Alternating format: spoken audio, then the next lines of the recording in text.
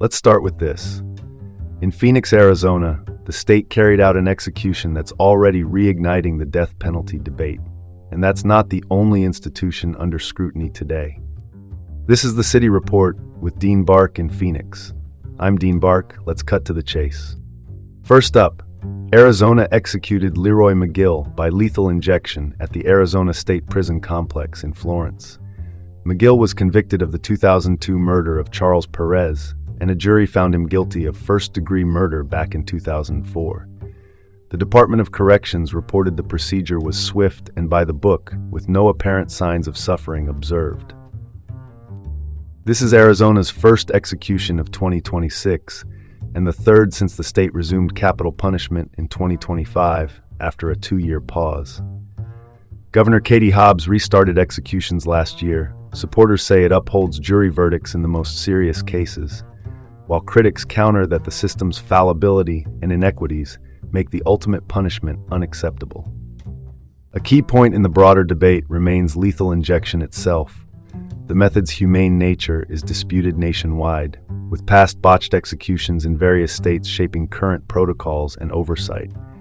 Officials here emphasized adherence to procedure. Opponents say procedure doesn't resolve ethical concerns. For context, McGill's execution came during a week with multiple executions scheduled across the U.S., an unusual concentration that draws added attention to consistency and transparency. Chronology is straightforward. The crime in 2002, conviction in 2004, and execution in May 2026. The legal process spanned nearly a quarter century. My take: the resumption of executions highlights unresolved tensions in our justice system, between finality and fallibility, and between the public's demand for accountability and the moral weight of irreversibility. That's the story right there. On a related note, a tragic failure at Perryville, the state women's prison in Goodyear, where witness accounts say a locked gate delayed medical help during a suicide response. Crystal Walker, a 34-year-old inmate, was found hanging in her cell in May 2026. Nurses reportedly reached a gate that should have been open but wasn't. Sarah Harbakai, a witness at the unit, described the delay as minutes that mattered. Walker, who was Native American and incarcerated on drug charges, is the fourth person to die by suicide this year, while in Arizona Department of Corrections, Rehabilitation, and Reentry custody. And that number alone tells you the system is straining. Two things can be true at once. It's disputed whether the locked gate changed the outcome, and it's also clear infrastructure and protocol gaps can critically hinder emergency responses. Staff shortages have been a persistent concern. When you pair thin staffing with equipment that doesn't cooperate, you get seconds lost, and in emergencies, seconds count. Corrections leaders will likely point to training and compliance. Advocates will push for audits of hardware, keys, and response drills. Practical fixes are not rocket science. Ensure critical gates default to open during active calls, streamline key control, and run timed drills until the bottlenecks disappear. My take: prison infrastructure needs urgent attention to prevent tragedies like this. No room for sugarcoating here. Let's transition to this. A clash over election administration in Maricopa County. Justin Heap, the Maricopa County Recorder, that's the elected official who oversees voter registration and early voting, had his attorney send a letter warning that approving ballot drop boxes could expose county staff to felony charges. James Rogers, Heap's attorney, argued that only the recorder has authority to establish drop boxes during early voting. He warned the Board of Supervisors, Maricopa County's 5-member governing body, against moving forward. The board, which is Republican majority, unanimously approved the drop boxes anyway for the July 2026 primary. Well, that's one way to look at interoffice cooperation. Supervisors blasted the letter as a threat to election workers, noting it mentioned potential prison time of up to 2.5 years. Heap, a MAGA-aligned Republican who took office in 2025, has had ongoing tensions with the board over who controls what under the county's shared services agreement, essentially the rulebook that divides election duties between offices. The legal question remains unsettled. Does the recorder have sole authority over drop boxes, Or can the board act within its operational lane to ensure access and security?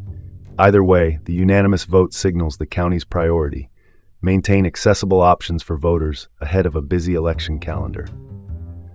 My take: the decision underscores a basic reality here. Secure access points like drop boxes are now table stakes for running an election in a county the size of Maricopa.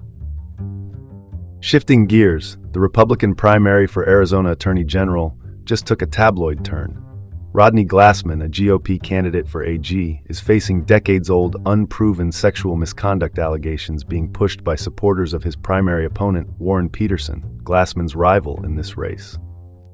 The claims trace back to an affidavit from a former business associate and were aired publicly at a recent campaign event.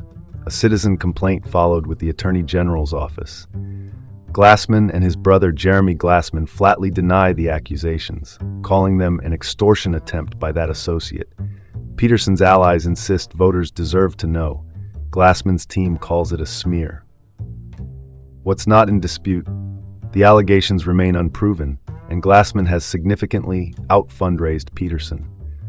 That funding edge matters for airtime and ground game, but this kind of hit can dominate the conversation, rightly or wrongly. Campaigns are about choices. When you spend your oxygen on accusations from decades past, you're not talking about consumer fraud, border crime prosecutions, or public corruption, the issues an attorney general actually prosecutes. My take: unproven allegations distract from the work voters need vetted: policy, competence, independence. If this becomes the campaign's center of gravity, it's the public that loses the plot. And now for something completely different. Arizona State University's leadership is trying to keep a lid on a high-profile deposition. Michael Crow, ASU's president and the university's top administrator, wants a court to block public access to video of his deposition in a lawsuit brought by 20 students suspended after protesting Israel's actions in Gaza in April 2024. Here's the timeline. Crow sat for nearly 7 hours of questioning in March 2026.